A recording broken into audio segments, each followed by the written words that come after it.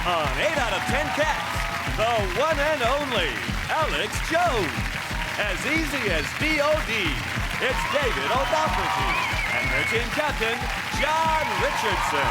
And facing them tonight, all wrapped up, it's Tinchy Strider. That's the way to do it. It's Catherine Ryan. And their team captain, Jon Locke. Now, welcome your host, Jimmy Carr. Hello and welcome to 8 out of 10 Cats Uncut, a show all about opinion polls, surveys and statistics. Did you know, for example, 1.5 million Britons would like to be buried with their mobile phone? And if you answer it when you're sitting behind me in the cinema, you will be. 1 in 20 people have held a party for their cat's birthday. Even the cat's thinking, this is a bit tragic. And 22% of nightclub hookups are one-night stands. Yeah, who would have thought the guy you tugged off in a toilet cubicle 2 minutes after meeting him in Hollywood's nightclub Romford wouldn't turn out to be the love of your life? But if you are watching, Darren, call me. Right, let's get started.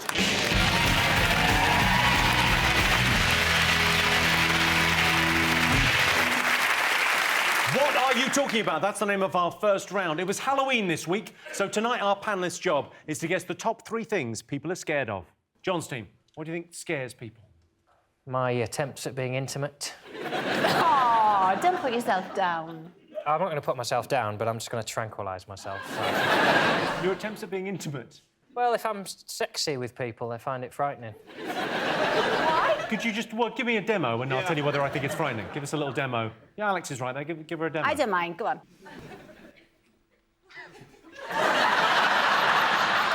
It's the tongue, innit? It's the tongue. I've got too powerful a tongue. I was born with it.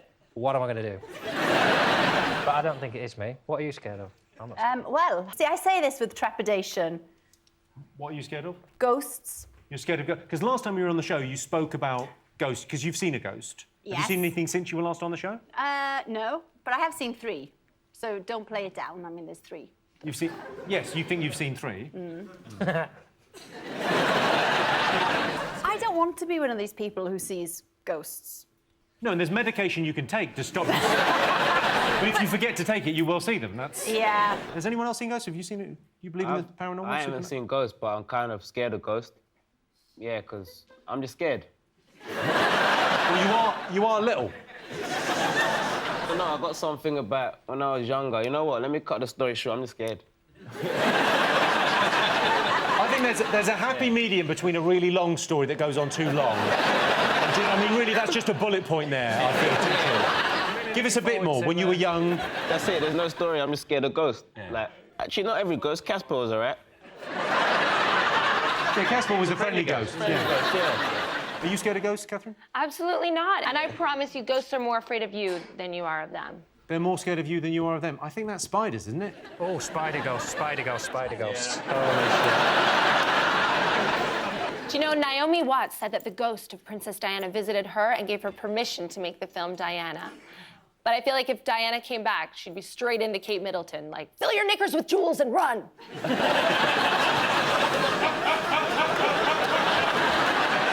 She should have that on a crest. Sean, were you scared of ghosts? You seem like a very level-headed man, but... No, I'm not. But what's the point? Yeah! But no, obviously there's no such thing as ghosts. Whoa. I tempt all the ghosts, all the demons, all the spirits, all the dark forces of the underworld. I tempt you now. Do your worst. Visit on me the 7 circles of hell. Visit me with your... Do you mind doing this when we're not here? Tinchy is scared. He's Bring been through this. I think it's a bit much asking for a ghost, Sean, to appear on a TV show. There's certain scenarios in which you tend not to get a lot of ghosts. You know, you don't tend to get ghosts, say, on Argos. You never heard, the blue pens were all just flying. A number came up and I went to get the electric blanket and it wasn't ready yet. I hope there are ghosts. There are. Well, all right then. Good news for you, Jim. I would like to come back as a ghost. No, you wouldn't. You and I are having troubles. You would be... He'd be the most mundane ghost ever. Well, that surface could get slippy. Better dry it. No, you'd be a friendly cardigan wearing. I was going to be, but I think I know someone who's getting haunted. Well,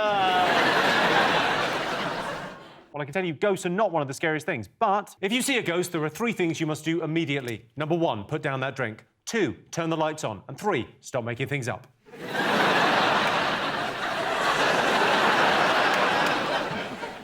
What? No!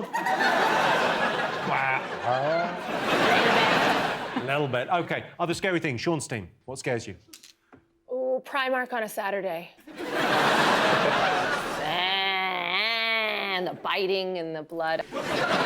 If you ever want to know what it's like to just have a true nightmare, drink a 2-liter bottle of Coke, just stand in the middle of a Primark. Your heart will be racing, and you'll never be afraid of ghosts again. It'll toughen you up. Don't make go you there, a man. Gigi. Don't go, I don't think so. They'll take you to the place where they take all the children that have lost their parents. You'll be waiting there for ages. So it's not Primark on a Saturday morning. What else do you think? People are scared of horror films. People go and see horror films deliberately to get scared. Yeah, well, I like a horror film. Do you like a horror film? Not particularly, no. I can see there's one good reason for horror films is it's an opportunity for intimacy between sort of teenagers, you know, and it's ideal because, you know, if you take someone to see Saw 2, anything you do to them afterwards seems like a treat. That's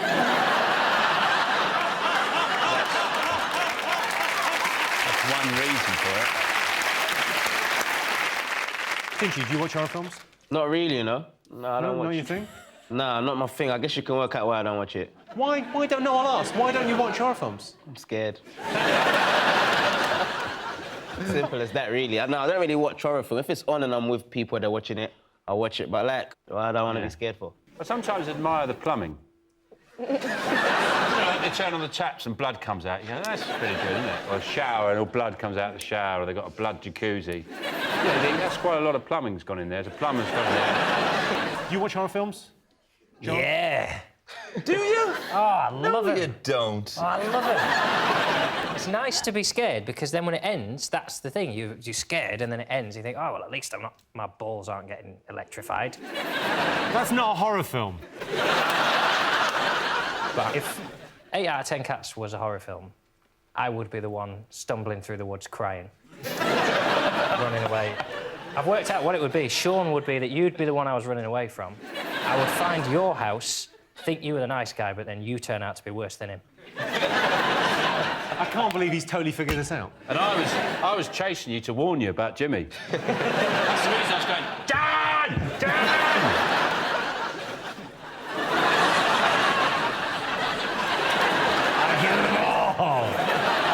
OK, Alex, you watch horror films? No, because 2 have put me off. Which 2? The first one would be Candyman. Candyman's amazing. See? But the other one, when I was really, really young, I watched this film about these kids. They were out on a boat on a lake, and then one by one they'd disappear, and you wouldn't see them. And the song was, dance, dance, wherever you're, na, na, na, na, na, na, na, na, na. Can't listen to that anymore. The Harvest Festival's tough for you, isn't it? Sure it wasn't just Riverdance? They were just disappearing off the side of the stage. But it was horrible. So they're on a boat and then they, fall off? Well, I don't know. They just disappear. Jaws. I mean, I was about 8. Yeah, Jaws is. It wasn't Jaws, because there was no bloody shark. If it's a lake, it's a coarse water version of Jaws. Trout.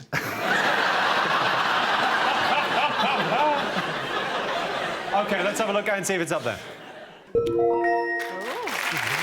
Yes, horror movies. I often watch horror films hiding behind the sofa, so my neighbours don't know I'm there. OK, fingers on buzzers, 2 more things still to get. What do you think? People are scared of going to the dentist, aren't they? I know you're not, but some people are. I was wondering about your teeth. Do you have are these for best, those teeth? Do you have a set for just wearing at home? Yeah, these are for special, these are for best. There's your best teeth. Do you know, I'm upset, Mr. Carr, because Cheryl Cole was voted best smile in this country. And I feel like you deserved that. I don't know if she's got the best smile. I think Ryland has got the best smile. Yeah, take a look at Ryland. Is that real? Yeah, Armitage Shanks did his. That's incredible. That's... Is that genuine? That's his teeth? Those are his teeth, yeah. OK, so, Catherine, you recently tweeted that you were quoted £6,000 to straighten your teeth. Let's have a look at the tweet. I can't see what they would have done. They're fine. Well, if I had £6,000, I'd sort out my willy finger syndrome, because... Oh, yeah, you have got a touch of the willy fingers there, haven't you? Each one of my fingers looks like a small penis. Well, that's small. I had to get a brace the year before last I got punched in the face in a Chinese takeaway. Yeah. There was a drunk man in, and he was being racist to the man behind the counter, and so that does not happen when the D-man's around. Sure, the enforcer. I told him to shut up, and so he swung, but he was so drunk, he went that way and fell over that way, and so I stepped back, and then he went that way, and he fell that way, and, like, this could have gone on for hours. But the man behind the counter, the victim, just looked up, had missed what had gone on before, and just saw two pricks fighting, and he jumped over the counter and punched me in the face. It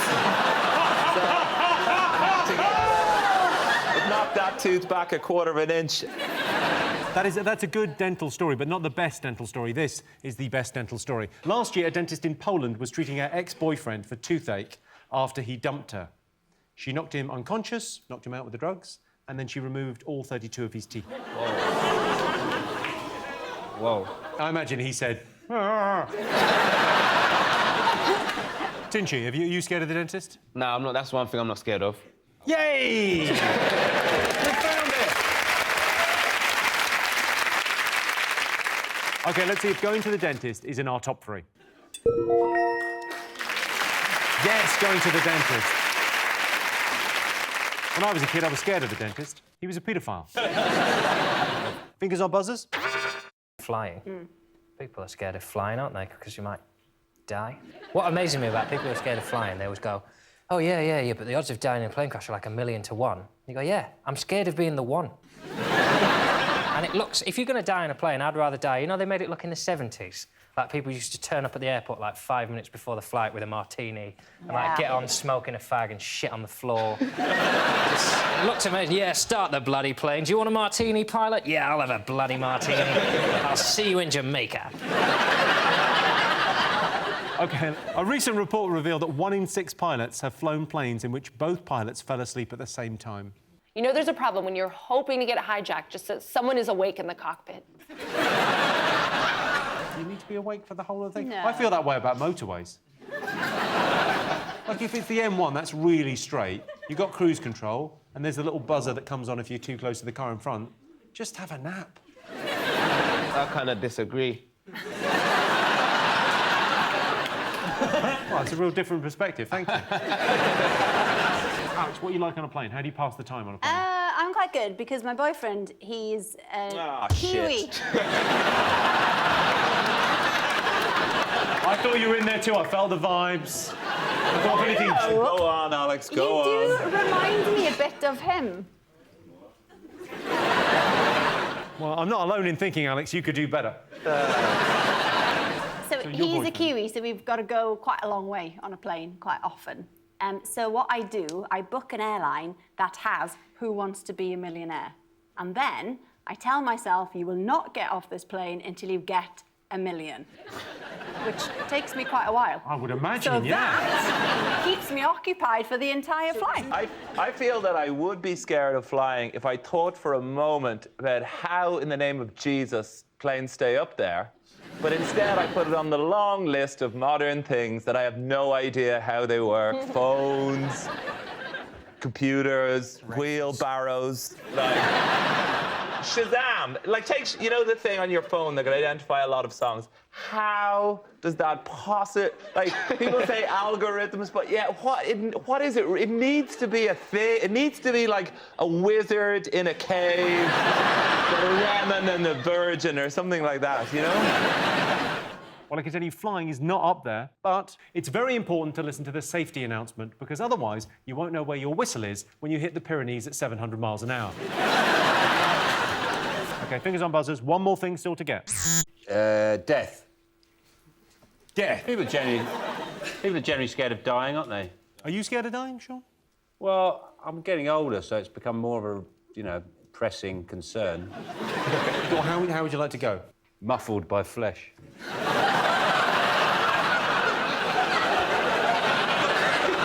I'd like to be cremated and then made into pencils. When I'm dead. Is there lead in you? Stick around, baby, you might just find out. Carbon, isn't it? Carbon for pencils. Graphite, Well, that could be a and carbon lead, no? pencil. I think it'd be a good way of teaching kids to be more careful with their writing. If, say, their pencils were made out of, like, dead relatives.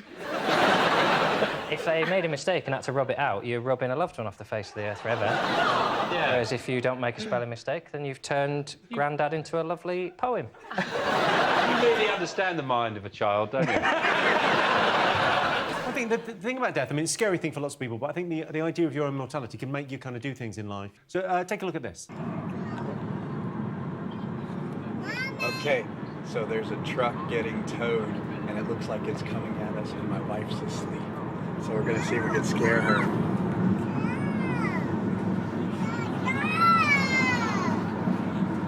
Babe, wake up, there's a truck coming!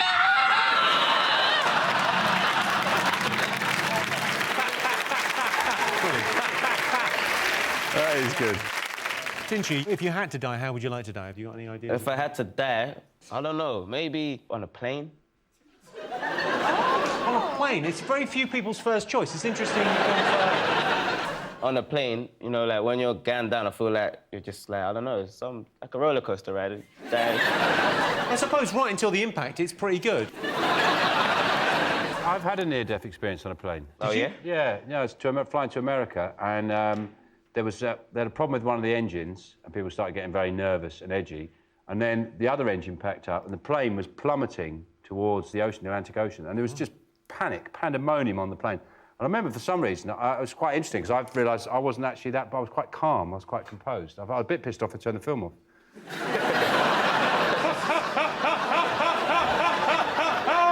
And there was a little old lady sitting next to me, and she was in a terrible state, and I felt responsible, and I was very calm. She was just, and I took her hand, and I brought it down onto the armrest, and I just looked in the eye, and I said, "Fuck you, old lady! We're gonna die!"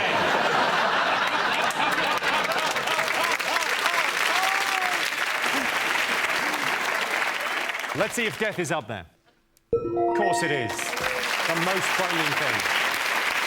Yes, the top thing people are scared of is death. Personally, I'd like to die as I lived, charging each funeral goer £25 plus booking fee. So at the end of that round, John's team have 1 point, Sean's team have 2 points. Our next round is Pick of the Poll. Sean, Catherine, Tinchy, pick a question. Well, I have a picture of Tinchy. OK, you've chosen Tinchy. Here's a clip made by an American preacher to illustrate your question. Well, I wrote this song for the Christian youth. I want to teach kids the Christian truth. If you want to reach those kids on the street, then you gotta do a rap to a hip-hop beat. He's a life changer, miracle arranger, born to the virgin mom in a manger. Water to wine, he's a drink exchanger, and he died for your sins. Now I'ma pass the mic to my lovely wife. She's a fly MC and the light of my life. So to bust a rhyme without further ado, take it away, Mary Sue.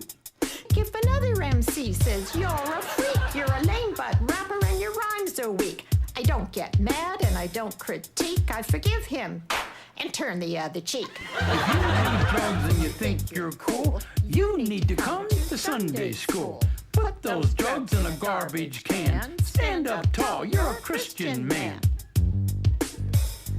Word up. I'm freestyle. Hit me.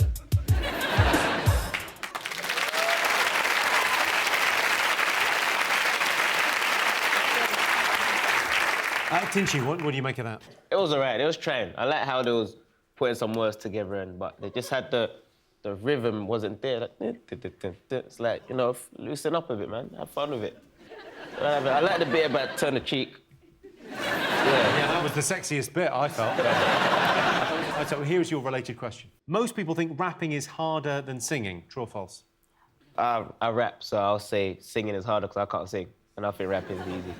Have you ever tried rapping? I've never tried rapping because it would be the worst thing in the world. I think you should try as in now. I would say that is about as likely as me getting my balls out.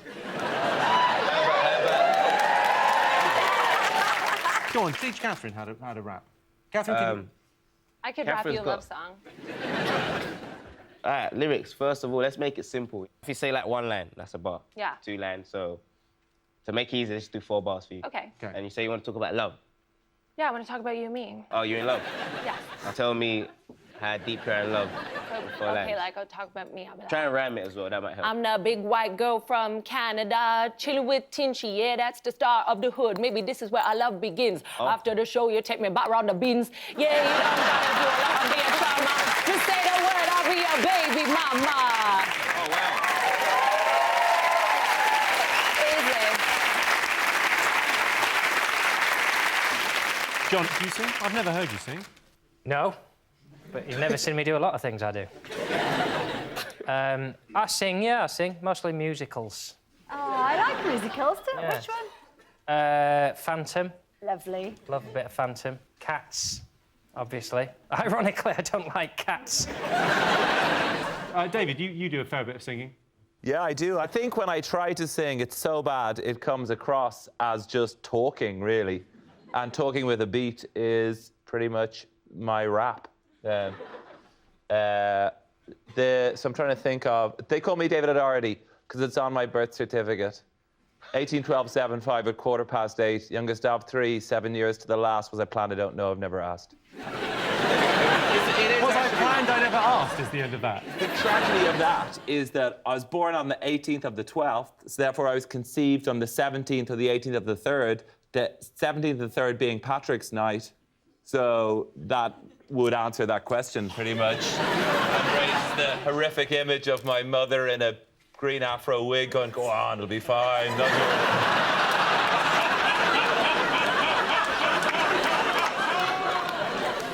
OK, so what do you think's harder, rapping or singing? I think obviously rapping, because you got to write it and do it, whereas singers, they just sing other people's songs, don't they? Some singers. Some people write their own songs. Yeah. What's your favorite song? Can you sing as well? Summer breeze! Make me feel fair! Voice of an angel. It's a wonderful...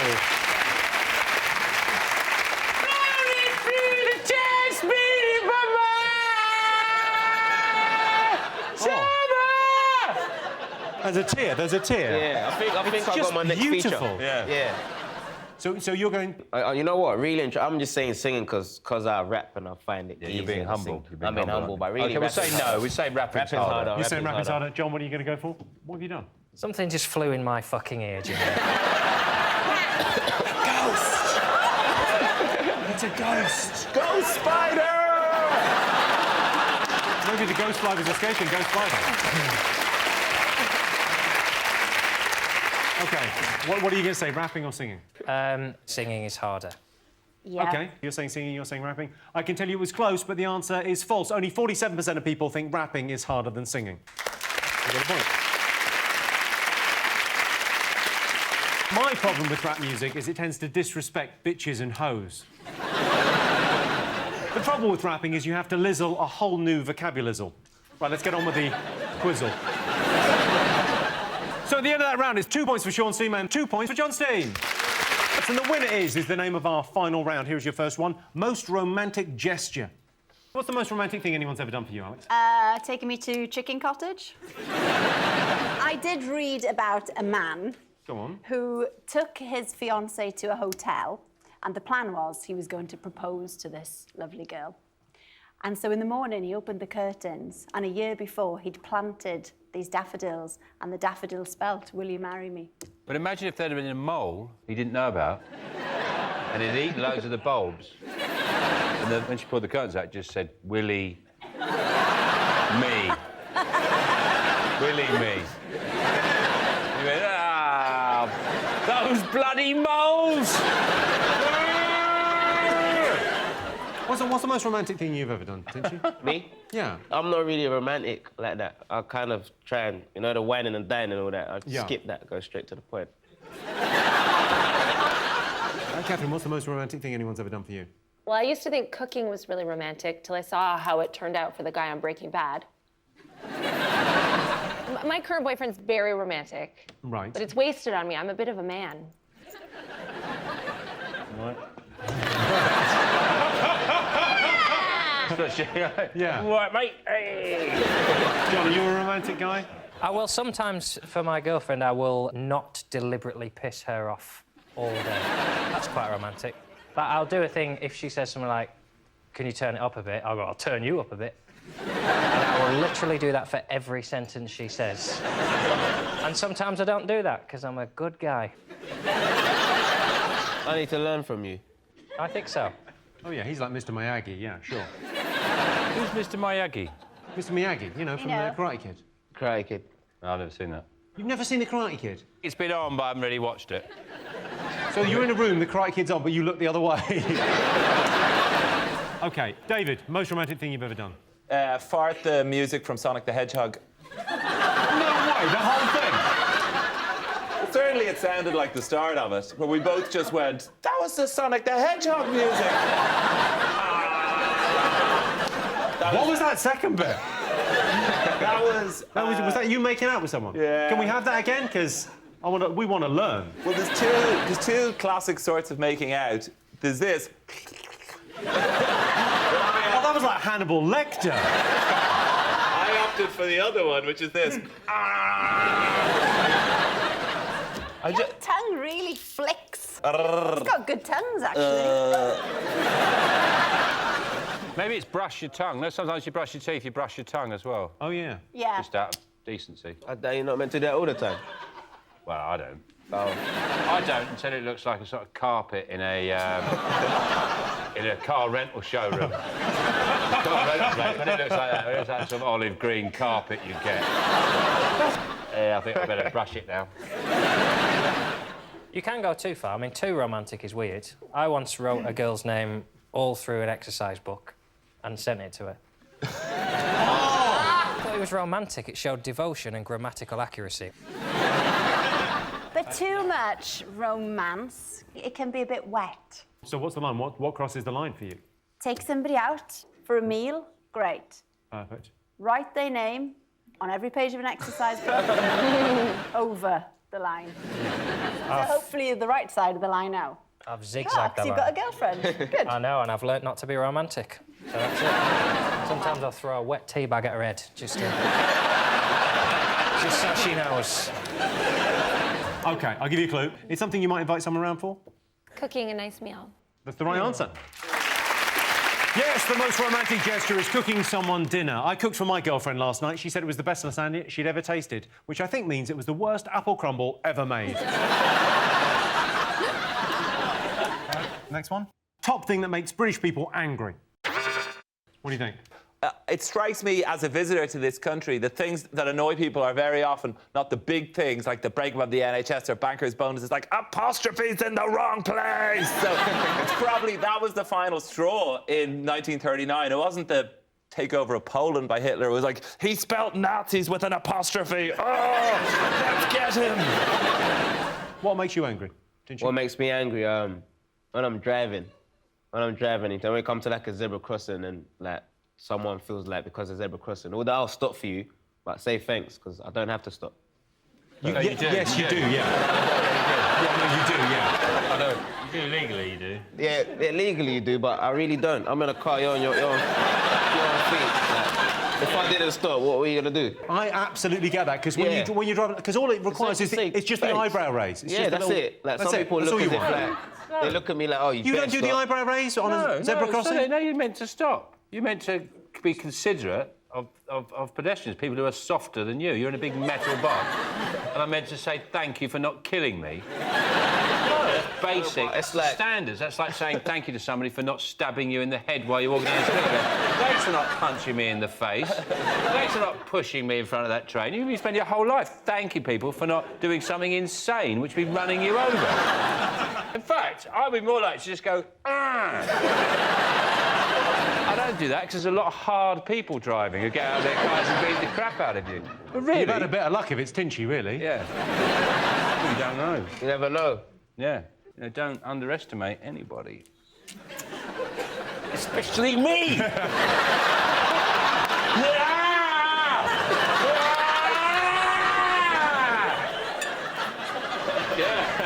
Oh. You came so close, Jimmy. What do you think? What makes you angry, John? You seem like a pretty easy-going guy. I can't imagine you get upset by much. Getting run over by rappers.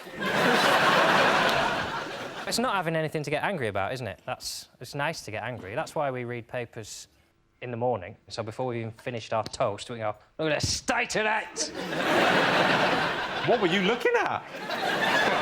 Stacey from Warwick. Ill-thought-out views on Britain's membership of the EU. Fair enough, have an opinion, but put your clothes on and then we can talk about it. OK, Alex, have any guests on the One Show annoyed you?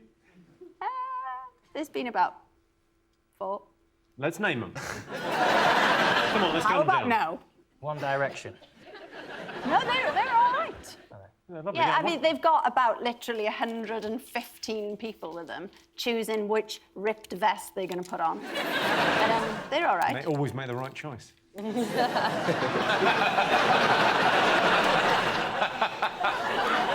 Yeah.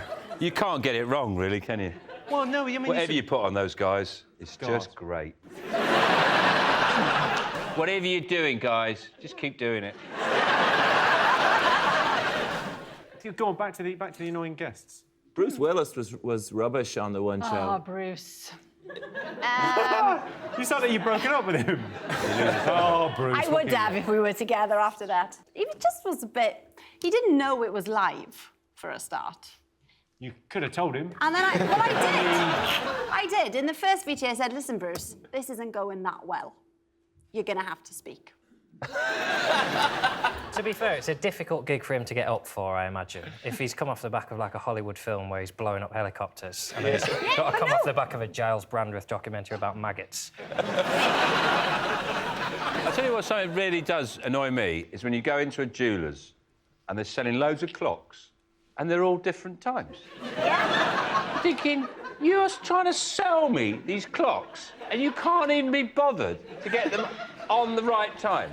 Why would I buy a clock from you that isn't showing me the right time? That's all I want from a clock, is that it tells me the frigging time, and you want to sell it to me, you want to charge me money, and you can't be bothered to go like that. You've got a bloody nerve trying to sell me clocks, and you can't even prove... It's not a clock. If it's not the right time, it's not a clock. It's just some numbers. It's some numbers and some sticks moving different ways. It's not a clock. So don't... Next time I come in there, mate... I'm annoyed about that now. Did you see that CCTV footage of, like, some armed robbers? I'd love to go into a clock shop with balaclava and go, put all those clocks right! Just hold it to his head and go, now the next one, now the next one! Right, I'm out of here. OK, what's the top thing that makes British people angry? Is it football? Because I know you have a very delicate relationship with football. You love it, but it makes you so angry. That pisses me off at the football. There's always a clock that tells you it's 3:15, but the clock on the match says, like, 17:23, because there's 17 minutes gone, but the actual time is... And 2 clocks in the same room just kill thousands of people. It's like a bloody jeweller's.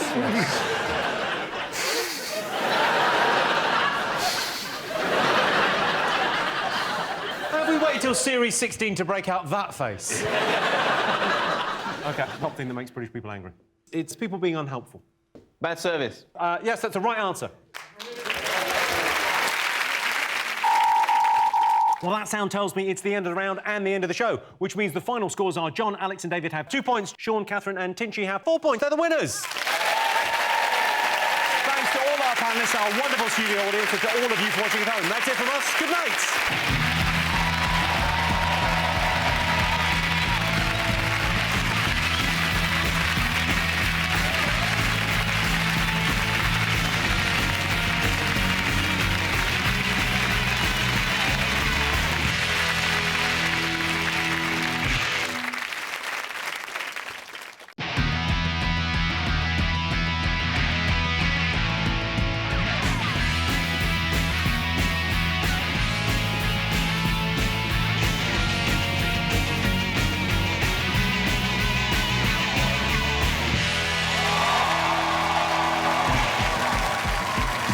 On 8 out of 10 Cats, Off the Brook, it's Alex Brooker.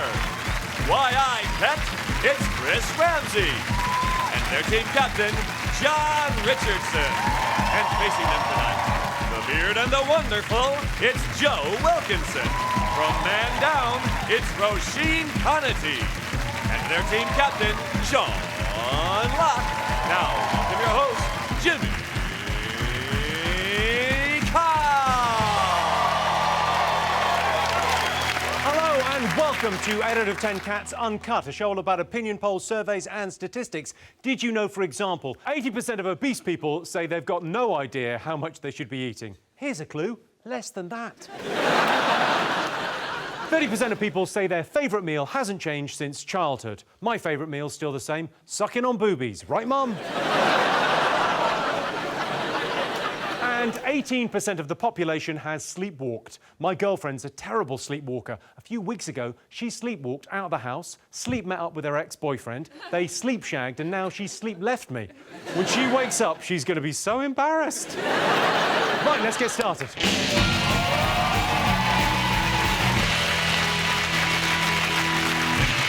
What are you talking about? That's the name of our first round. It's our panellist's job to guess the British public's top 5 most popular talking points. Sean Steen, what do you think the nation have been talking about this week? I think people have been talking about Guy Fawkes Night. Did you go to a bonfire? No. I don't really like fireworks. I think they're like looking at views. Just boring after a while. Yeah, views. Yeah. I mean, the whole eye is overrated as far as I'm concerned. You don't like views? But listen, you go out and then you've got to look at the fireworks and you go, this is great. And then 3 minutes in, you think, I'm bored now, I'm cold. And then you're stuck there. Sean, is it a big night in your house? Do you do the bonfires? Yeah, I like the bonfire thing. I mean, I had to take the RSPCA's advice quite seriously because they said you should check under your bonfire for sleeping hedgehogs. And I couldn't find any, but luckily I had some in the freezer. So. Yeah, got that sorted. Yeah, sure. I think I look like Guy Fawkes because the people on our road did an effigy and it really looked like me. They'd done it on our road. It was right in front of my house. It was kind of in my front garden. They'd even used like a photocopy of my face. And they were like chanting, "Weirdo out, weirdo out, weirdo out," which must be like a traditional chant or something. John, did you go to a fireworks display? It was a landmark year for me. This was the first year when I couldn't even be bothered to go to the window to look. Usually, if I hear some, I'll go and have a look at my neighbour's fireworks. But this year, I just thought, nah, I'm enjoying Gogglebox. I think anyone who pays an entrance fee to a bonfire display doesn't understand what the sky is. Like, £2 in, I'm going to stand on that car over there and play with my £2 that I've just saved. Taunt them with it. Yeah, just...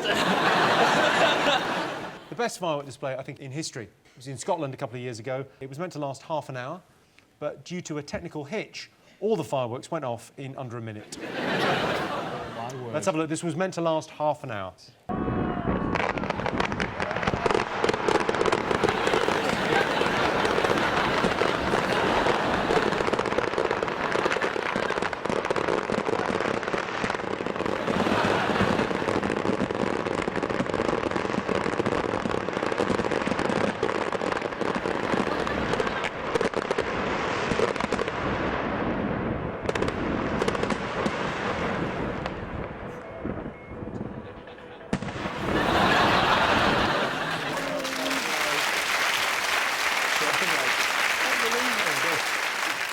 made it to the window for that, wouldn't you, John? I would have, yeah, if I'd have heard Armageddon outside my window. Just imagine being there thinking, oh, how are they going to follow this up? Oh, they're not. I'd like to have seen the guy's face who lit them all, and at the end, just stood there, just like that. I don't know. Yeah, would you try to stop them? I reckon he just wanted to beat the traffic. He just sat and just ran to his car. Let's have a look and see if Firework Night is up there. Yes, it was Bonfire Night this week. In one town in Kent, locals burnt an effigy of Apprentice star Katie Hopkins, which seems crazy because you can get the real Katie Hopkins for £75 plus travel. That's always the fascinating thing about effigies, isn't it? Is you can see the start of it thinking, yeah, I'm going to make an effigy of Katie Hopkins. And then you start it, and then hopefully, after about 10 minutes, you go, what am I doing? And then stop. But it's the desire to finish it. Yeah. Have you got, like, loads of half-finished effigies in your garage? Yeah. Your one's nearly done. It's the hair I'm having trouble with. I can't get it quite like an ice cream. I want it to be just right, Chris. OK, John's team, what do you think the nation have been talking about this week? What about the Tesco? Tesco have got new technology that means they can scan your face and tell you what you want to buy when you're in a garage. I'm not sure. Is that a good idea? I mean... I could do that. Petrol. So Tesco's are rolling out new advertising screens in 450 of their petrol stations. They use hidden cameras to scan people's faces to determine their age bracket and if they're male or female, and then they can sort of market products to them. So how do they tell you what they think you should buy? Do they whisper it?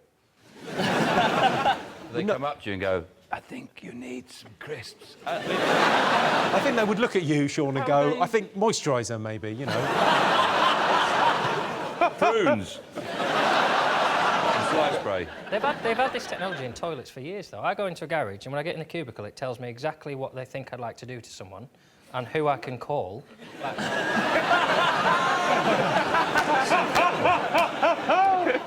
Alex, you used to work for Tesco's. Yeah. Is this a good idea? I was a heartthrob on the tills back in the day. Heartthrob on the tills? Yeah, of course you were. where you were just on the main tills? Yeah, I was on the tills. I mean, I'm crap at shelf stacking, so... tills is the only place they were going to put me. Imagine the till might be a bit hit and miss as well, but that's not... I think I was the reason why they brought in self-scanning. The long game of it is to improve shopping experiences around the supermarket, and I don't think that's going to make much difference. If they want to make shopping better, I just think it's simple. Just make a shopping trolley that adults can sit in. Who's going to push you around now? I'll just ask someone. I'll just sit there until someone pushes me around. Or you could get a baguette. And punt around the supermarket. A couple of them. Yeah. Well, let's have a look and see if it's up there. Yes, indeed. Sean's team, what do you think the nation have been talking about this week? Is it, well, hit right into my territory here. It's Justin Bieber's done some things. Justin Bieber. Well, police in Brazil have charged Bieber with illegally spraying graffiti in Rio. Defacing buildings is a crime in Brazil, punishable by up to 1 year in jail. I can imagine Justin Bieber surviving a whole year. But it'd be a hell of a week for the inmates. It'd be like one of those Mexican piñata toys. They just keep bashing him till sweets just fall out of him. He's just a kid, isn't he? I think I feel a bit sorry for him. When I see him now, I hate him. But, you know, he first did a video when he was 16 of him on a guitar, and he's a really nice little kid in his mum's house, doing a little song, and then I kind of think, I think we made him a twat. I get really upset because, as a believer, you know... and I know you'll find it unbelievable that I am a believer. I find it unbelievable. I'm sick and tired of unbelievers mocking our beliefs. Well, I can tell you it's not in our top 5, but Justin Bieber appears to be having a meltdown in Brazil. According to tabloid reports, whilst in Brazil, Justin Bieber allegedly visited a brothel. He must have ordered off the kids' menu because he had a mini sausage, fish fingers, and then he spilt his beans.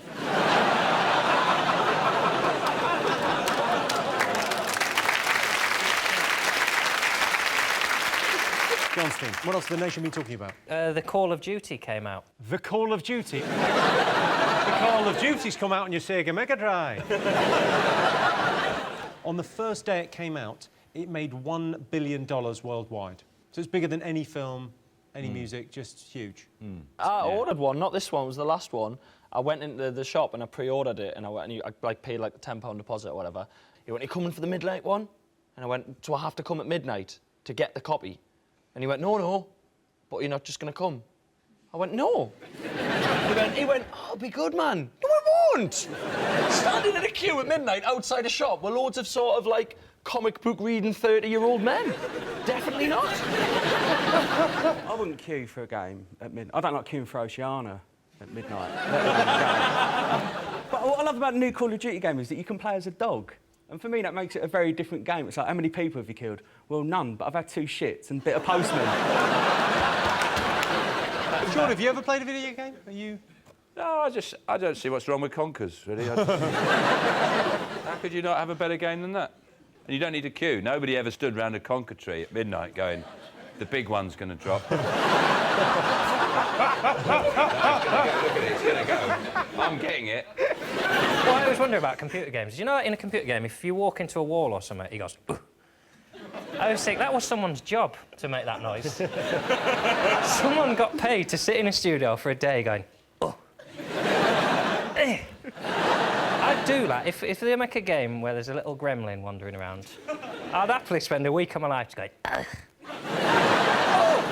What about the guy whose job it was to find out what noise you make when you walk into a wall? Surely you got it now. I don't really play like Call of Duty. I play a lot of like FIFA, but the worst thing about online gaming is the messages you get from people when you beat them. Like I had one the other day which was all in Spanish, and I Google translated it, and it wasn't very nice. And if you're watching Carlitos 97, I don't shag my mum, so the joke's on you. OK, let's have a look and see if Call of Duty is up there. Fingers on buzzers. What do you think? Is it Michael O'Leary, the boss of Ryanair, promising that he's going to give us better customer service on Ryanair at last? He said, "I'm not going to charge anyone to use the toilet, and you're not going to have to pay to have a chair, and I'm not going to put you in the roof rack if you didn't print your boarding pass." So this is allocated seating on Ryanair. I mean, should you expect good service on one of these low-cost airlines? I'm glad they're doing allocated seating on Ryanair, because when I travel on my own, what I like to do is I look at the queue and I try and spot someone I think it would be quite nice to sit next to. And then I follow them down the queue, and as they're checking in, I jump in and go, "I'd like to sit next to him, please." And then we chat for the whole flight. It's brilliant. A lot of people say you meet weirdos on planes, but I've never met one. I've got some quotes here from O'Leary, who's extraordinary at giving quotes. On charging people to use the toilet, he said, "I would wipe their bums for a £5." That's good value, that. Yeah, probably. On overweight passengers, this is nice, he said, "Nobody wants to sit beside a really fat bastard." The thing is, normally, fat people, quite bubbly. Have you flown Ryanair, Sean? Yeah, I don't particularly, you know, if I can avoid it, I would avoid it. But when you're paying £12.99 to fly to Dublin, I mean, that's incredible. I mean, you know, £2 for a go on the Dodgems. You don't get very far. No. I tried to break out of that ring. Michael O'Leary often gets stick for not taking complaints seriously. Here he is getting grilled by Eamon Holmes. We can't even vomit on your planes, you see, because if we go to be sick, there's not even a bag to puke into. But you'd be so on time on such a beautiful new all-leather seat, brand new aircraft, and we'd sell you the vomit bag. But nobody gets sick on Ryanair. They're saving so much money, they just spend the time laughing.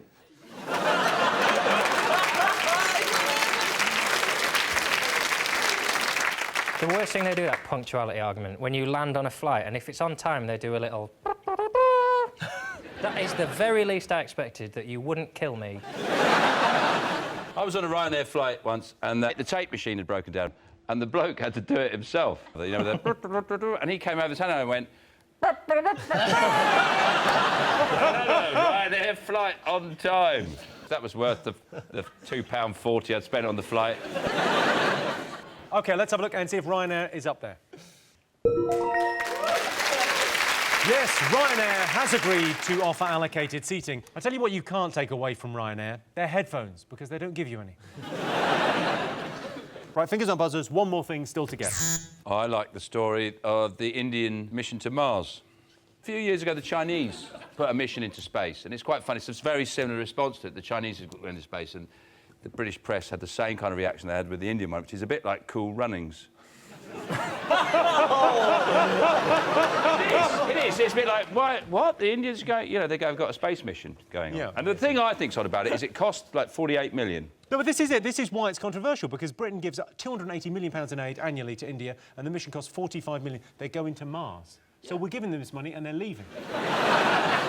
It's like you've lent your mate money who's skint so he can come out on a night out, and he's got a rounding and hasn't got you a drink. I'll tell you what's mad. The cost of it is half of Gareth Bale. That's what's... Real Madrid could have bought a slightly shitter player and gone to Mars. Well, you put it in those terms. Very good. Roisin, would you like to go to Mars? No, thanks. No. It wasn't like a date suggestion, was it? Sounded like one, Jimmy. I don't understand. It's got so much poverty there, and I think their priorities are completely mental. It's like someone who's got a Vauxhall in their garden with no wheels, yet they'd put tinted windows in and a sound system. They've got so much poverty there, they can't justify spending that money going to Mars. When I'm skint, the first thing to go is space exploration. I'll cut it out. The whole thing with the mission is to tell whether there's methane in the atmosphere. So basically, they spent 45 million to see if Mars smells of shit. I don't understand what's the point of that? I'd like to live there.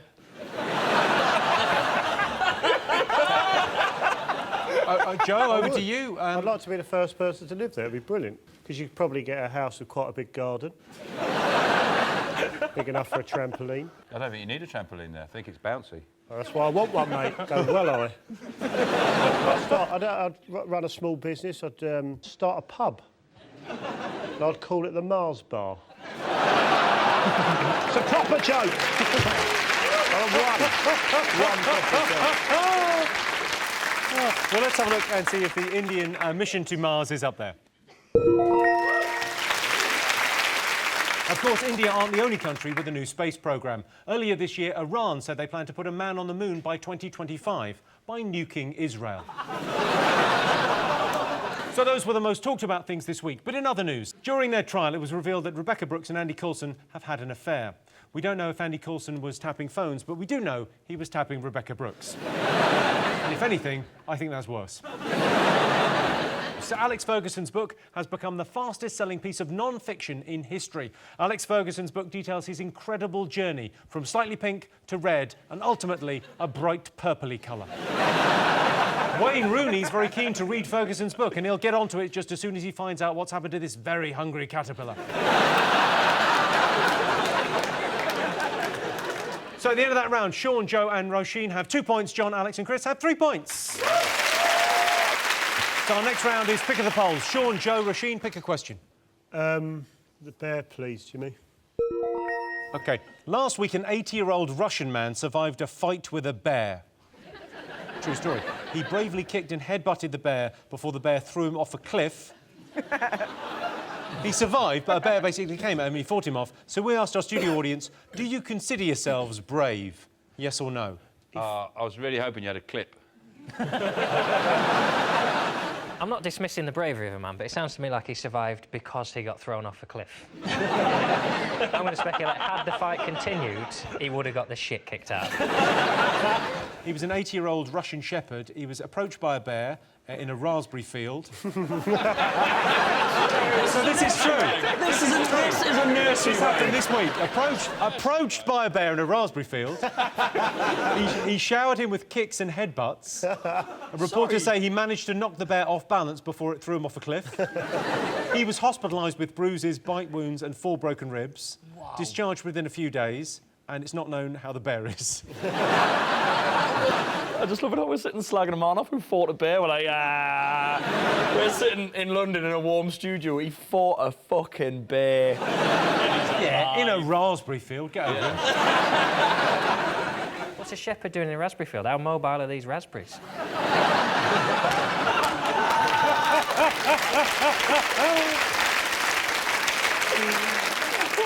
Well, I like the line, he was approached by the bear. I can imagine, if you're the shepherd, a bear goes, excuse me. The thing is, to be fair, we've only got the shepherd's version of this story. I'd like to hear the bear's version. In bear news, a bear was sexually assaulted today by a mad Russian. Joe, if you got attacked by a bear, what would your strategy be? What would you do? Work the body.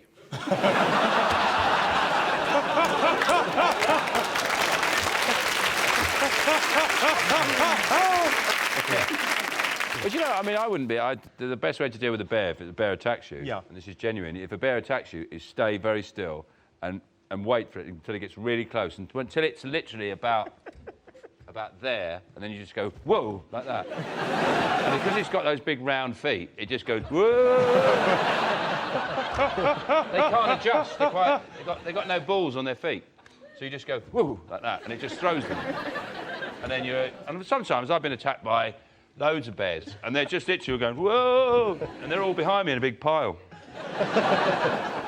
Would you remember that under attack? Because, you know, there's so much information about dealing with animals that I think if a bear attacked me, I'd probably, like, piss on my feet or something, you know, get confused with jellyfish. So you'd have to remember it. Would you remember that? Well, the difference between a bear and a jellyfish, easy.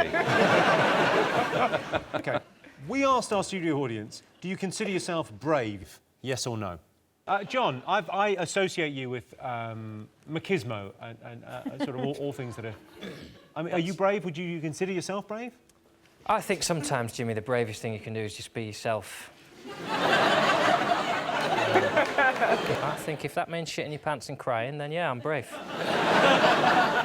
I'm not very brave. I always used to get called brave when I was younger. Like, if I was in hospital, I'd get a card saying how brave I was. But I wasn't there through choice. It wasn't like I was sat at home playing with stickle bricks and I thought, I'll show people how hard as nails I am. I'll go and have major surgery. Show them how brave I am. I suppose, in fairness to the person, whoever was writing the card going, you're so brave, what were they meant to put? Well done. Still here.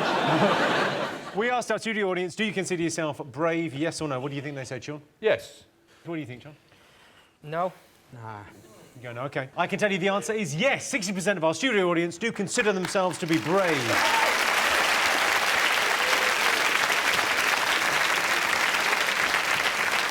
Interesting fact, I'm actually a very brave little boy. And I know that because my mummy told me. OK, John Steen, what do you like the look of? I like the look of this guy with the beard. OK, it was the World Beard and Moustache Championships in Germany this week. So we asked our studio audience, do you think facial hair is attractive, yes or no? Call me sexist, but not on women, no. John, you've got sort of the beginnings of facial hair, haven't you? You've got... Well, this is just laziness. I just can't be arsed to shave all the time. It's just a waste of time, isn't it, shaving? It's fun, though. I grow it because it's fun. I get it just long enough that I can shave it in instalments. And I'd shave that bit first, so I get a little neat beard, and then I crop it under like that, so you get a little wanker beard. And then you leave it. I feel sorry for women that never get to do that. You never get that. Oh, I've done that. Roisin, what do you think? Depends what's going on with the rest of the face. You can't judge... How do you mean, what's going on with the rest of the face? What? Like, asking do you think facial hair is attractive is a bit like saying, do you like teeth? Like, you know... Yes! Yeah, but, you know... I like teeth on a girl. Yeah, but, you know... I can't believe we're even having this discussion. Like, look at Joe. Yeah, I'm dynamite. Do you like it? Do you actually like it? Of course I don't. Who would like this? It's fun, facial hair, and it's warm as well for winter. It's like a cardigan for your face.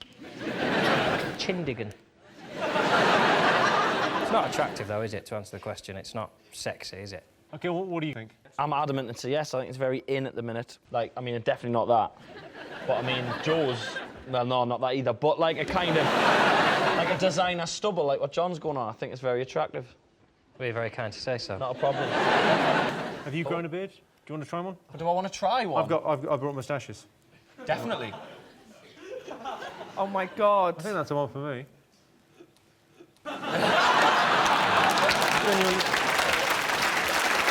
I sort of feel I could run quite a good regional, like a regional department store. Yeah. Welcome. Sean, any interest in a moustache? You're more than welcome. Yeah. Let's have a bloke off the Pringles. I could sell Pringles, couldn't I? What would you care for? You've got a buffet of moustaches I there. do, of course I do. Would you like one, Roisin? Yes, please. Of course you would. Hang on. Here you go. This will look terrific on you, because I think for the blonde colouring. Thank you. No problem at all. Happy to help. There's no point, Joe. Some games you can't play. I look like a cat.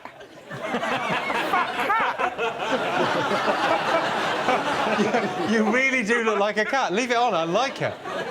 It's. Leave it on for a second. I'm loving it. Did you It's not unattractive, but you do. I like that. Yes, I am a murderer. It's not my fault. In terms of attraction, though, I mean that's pretty sexy, right? Sean.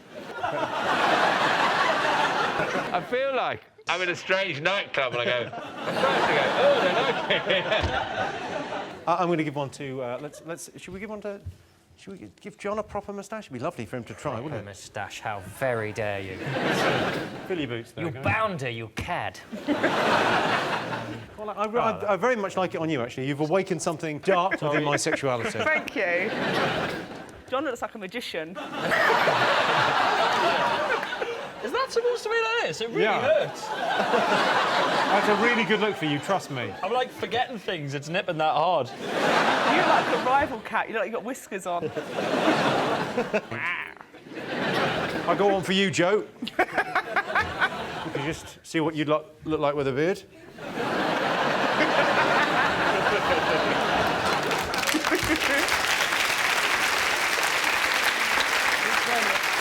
OK, let's get some answers on this. So, do you think facial hair is attractive? No, obviously not, no. Oi! Yes, sorry, yes, I mean, yes. What was I thinking? I wasn't thinking. I've nearly kissed two girls. What do you guys think? I think facial hair is not attractive. So you say no, you're saying yes? I can tell you the answer is yes. 64% of our audience think facial hair is attractive.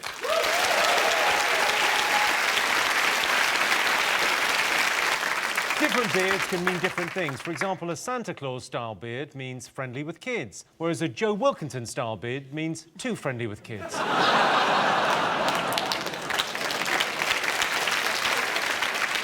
at the end of that round, it's 4 points for Sean's team and 3 points for John's team. So the winner is the name of our final round. Here is your first one. Top way to pamper yourself. Is it a sit-down wee? On what occasion would you treat yourself to a lovely sit-down wee? Early morning, late at night, after a big meal. I don't think that's pampering yourself, sit down wee. Really want to pamper yourself. You know those Dyson air blades? Teabag one of them.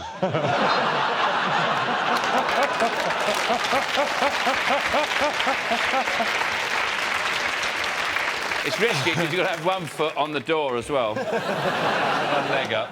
Actually, the facilities manager wanted me to bring that up with you, and I was sort of looking for the right time to mention that. Yeah, well, if you're wondering why it came off the wall. John, how do you pamper yourself? Just get drunk, really. Pampering, for me, as a word, means like, oh, I'm going to pamper myself senseless this weekend. I'm going to go out and get absolutely pampered. Well, number 2 is an expensive glass of wine. So a lot of people do that as a little treat. No, they don't. Have you been out into the world? People out there, oh, this weekend I'm going to have one good glass of wine. People don't go to Yates's at 9 o'clock and go, what is the best wine you have? I just want 1 glass. They go, what is the cheapest wine you have? I've not been to a 80s, but it's a wine lodge, yes? Yeah. Well, of course, you'd talk to the sommelier about what on offer, and you would order the finest wine that they had. A carton of your finest wine. What is good on the way down and back up again? OK, Joe, what would you do to pamper yourself? Well, I do pamper myself. What I actually do is I have, if I really want to pamper myself, I have one of my verrucas frozen off. I love that. It's nice, though, isn't it? It's satisfying. Pampering can be quite creepy when people are being paid to wash your hair. And they're sort of, you always get these sort of 16-year-old girls sort of pretending they're like massage. It's awful, it's horrible. It's like really intimate and fake. I love it. Do you? Do you like it as well? I quite like it, yeah. They hate you when they're doing that, you know that? What do you mean they hate me? Because I used to do it when I was 14. I worked in a hairdresser's and I used to wash people's hair and they're like, oh, that's lovely. I hate you so much. Like, having to, look at this strange head I'm having to wash for £22. They hate you when it's happening, yeah. Oh, that makes it even better. One of the things I like to do is I like to light a load of scented candles. I get in the bath and then I just wait for whose ever house I've broken into. What, and come out like Martin Sheen in Apocalypse Now? Through the petals. Alex, do you pamper yourself? Pedicures, because I get them cheap. I've always wanted to go into one of those fish foot spas with my prosthetic leg on and just say to the person next to me, like, don't leave your feet in there for too long. Because I found out the hard way. Always wanted to do that. OK, top way to pamper yourself. Was it not like a spa day or something? Well, a massage is number 3. It's an everyday activity. People do it all the time, and then... What do you mean, like eating? Rollerblading. It's to do with retail. Shopping. The right answer.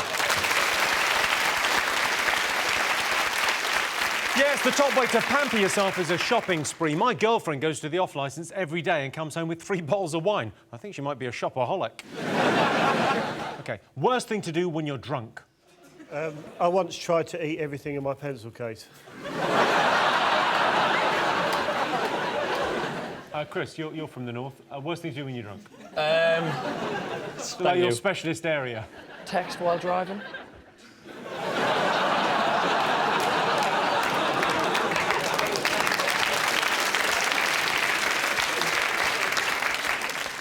Deny it, in my experience. Pretending you're not drunk when you're clearly pissed. It's horrendous. I've had times when I can't even say the words "I'm not drunk" and still sworn blind. Oh, you know the fact you would even accuse me? You get quite a lot older when you're drunk, don't you? It's a really Slightly old Irish. man. Slightly Irish. It's called acting. And I am shit at it. Roisin, what's the worst thing you've done when you're drunk? What do you think? I always get drunk before I go on holiday. So I've gone on holiday once with one leg shaved and fake tanned and the other one completely white. And I had to do 3 days on holiday like that. I've gone on holiday with one shoe and a bra. That's On your feet? No, that's what I had in a suitcase. But there was 2 suitcases, and I was so drunk that I took the suitcase. It was empty, and it had a bra. It wasn't even a clean bra. It was a bra from another holiday. OK, worst thing to do when you're drunk? I like to go to Battersea Dogs Home, see how many dogs they'll let me have. Come on, I can take... I've got a wheelbarrow. Just put him in the wheelbarrow. I'll look after him. Don't worry. I'm fine, I'm brilliant with dogs. See if I can get about 30 dogs. Because they won't let you take them if they think you're really pissed. They are weird. If you like get that. into the cages and lie down with them. What do you think, Alex? What have you done? Send Snapchats to your female friends. So many of them don't talk to me anymore. What's he talking about? What's a Snapchat? It's like... Oh, Grandad's woken up. Do it again, I'll do it again. Oh, this was Snapchat. Go on, what Snapchats have you It's sent? like a little app on your phone, and you send a picture to someone quickly, and then it automatically deletes after 5 seconds, or how many seconds you want it to. Why does that exist? It's so people can send each other photos, and then they know that they're gone. The other person can't save them. I don't understand. Right. I genuinely don't understand. People send each other dirty photos and then they can't show their mates. It's flashing, then. So it's basically flashing. What they've done is... It's someone that you know. How well would you know someone before you did that? Oh, not at all for me, but, you know. I can't just do that to your dentist or something. You can if you should take. Or just a plumber you used once and you kept his number. Send him a picture of your knob, and then you go. If I'm sending a plumber a picture of my willy, I want him to have it forever.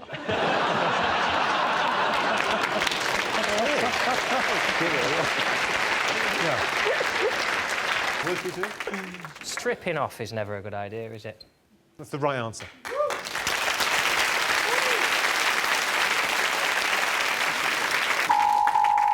Well, that sound tells me it's the end of the round and the end of the show, which means the final scores are John, Alex and Chris have 4 points, Sean, Joe and Roisin have 5 points. Thanks to all our panellists, our wonderful studio audience, and to all of you for watching at home. That's it from us. Good night.